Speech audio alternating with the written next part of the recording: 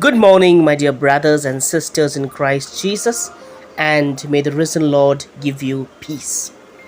Today is the 9th of May, and we are in the fourth week of the Easter tide. Dear friends, today, Gospel specially reminds us about the character of a good shepherd. And in today's Gospel, Jesus tells, I am that good shepherd. And the one who is not a shepherd is a thief. And in the gospel, Jesus beautifully brings out a comparison between the two contrasting figures. Dear friends, John's gospel, chapter 10, verse 1 to 2, we read, a good shepherd follows the right way. He enters through the gate, whereas the thief climbs the wall and gets in. Firstly, the good shepherd is one who goes the right way. He not just leads the right way, he walks the right way and he guides everybody in the right way. The second important characteristic of a shepherd is the relationship. That's what we see in John 10:3. Jesus says, the good shepherd calls the sheep by name and they hear his voice. This phrase beautifully tells us, my dear friends, the relationship between the sheep and the shepherd. We see in the Gospels especially, Jesus calls everybody by name. Peter, Andrew, Levi. And when we're not able to understand the name, he gives the person a Samaritan woman. And even in the Old Testament, we see everybody is being called by name, be it Abraham, be it Moses. By calling a person by name, this shows our relationship with the person. And Jesus tells us that I have that relationship with my sheep. I know each of my sheep by name.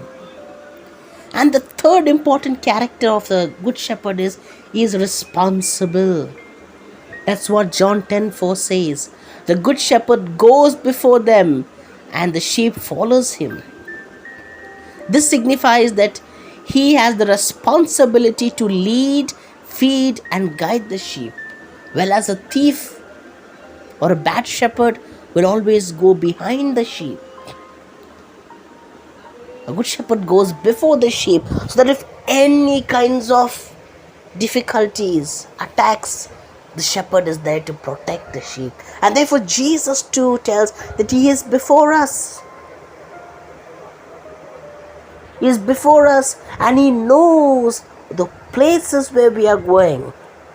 And already those places has been protected by his precious blood. And the next important characteristic of a shepherd is he regenerates. That's why John 10:10, one of my favorite verses is, I have come that you may have life and life in its fullness. That is the aim of a shepherd. The shepherd came to serve the sheep, to give his life for the sheep, and even to lay down his life for the sheep, that the sheep might live. And Jesus says, I am that shepherd. I came from heaven, from my Father. I came not to enjoy my life. No. I knew I will be rejected. I knew people will label me. I knew people will even lead me to trials and finally to the cross. But I have come that you may have life, and life, not just life, the fullness of life. Whereas the bad shepherd comes to steal and kill, but I have come to give you life. And this is the purpose of God coming into this world through Jesus. He came to give us life. When we were lost in sin, when we were lost in our own evil inclinations, God sent life in and through Christ to save us. And that life was totally given to us in love at Calvary. Dear friends, a shepherd can exist without the sheep, but the sheep can never exist without the shepherd, because on its own the sheep knows nothing. Likewise too, without us, Christ, God can exist. But without God, we cannot exist. That's why it is beautifully, once I read that God is like the air that we breathe. The minute we don't have air to breathe, we are dead. So God is that air. And therefore, Jesus is our shepherd. We need him. We need to follow him. And he's ever ready, waiting to lead us. He is the shepherd that leads us on his own pastures. That's why Psalm 23 we read, no? The Lord is my shepherd, there is nothing I shall want. When the Lord is our shepherd, nothing we will lack. Fresh, green are the pastures. He gives me a beautiful life. He fills me with blessings. That is the quality of a shepherd.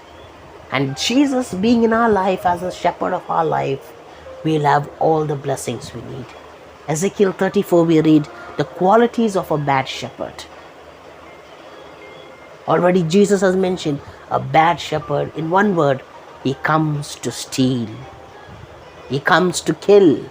But I have come to give life. And therefore, my dear brothers and my dear sisters, the shepherd searches. Without God, we too are helpless like the sheep. Hence, just as the sheep needs the shepherd, we too need God as our shepherd. God who leads us to heaven and who feeds us with the spiritual food, the Eucharist. He who protects us from evil dangers and searches us when we are lost, like the prodigal son, like the lost sheep, like the lost coin that we see in the Gospel of Luke chapter 15. Therefore, dear friends, let us strive to be good sheep, listening to the shepherd who is leading us. And we too are called to be good shepherds. Yesterday I spoke about Good Shepherd Sunday. Today it's a time for us to ask ourselves, as parents, are we really good shepherds? As religious priests and nuns, are we really good shepherds? As teachers, are we shepherds? As children, are we obedient sheep to our parents? We need to ask ourselves. And may Jesus, the Good Shepherd, inspire us to live our vocation in holiness, to live our vocation in faithfulness. God bless you. Stay home, stay safe.